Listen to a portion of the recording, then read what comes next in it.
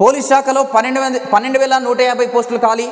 వైద్య శాఖలో 2,762, ఆర్టీసీలో 3,038, గురుకులాలు 2,850, ఇంజనీరింగ్ 2,510, వ్యవసాయ శాఖ 148, R&B 185, రెవెన్యూ శాఖ 10,954, మహిళా శిశు సంక్షేమ శాఖ 14,236. ఇవి అంగన్వాడీకి సంబంధించి. పలు ఇతర శాఖల్లో ఖాళీలు, గ్రూప్ 1 పోస్టులు ఉండే ఛాన్సు. సో ఇకపై ఉద్యోగ నోటిఫికేషన్లు అయితే విడుదలకు కానున్నాయి. అభ్యర్థులంతా కూడా కఠోర శ్రమను మరింత పటిష్టం చేయాల్సిన సమయం కూడా ఆసన్నమైందని చెప్పొచ్చు. ప్రిపరేషన్ ఇలాగే కొనసాగించండి.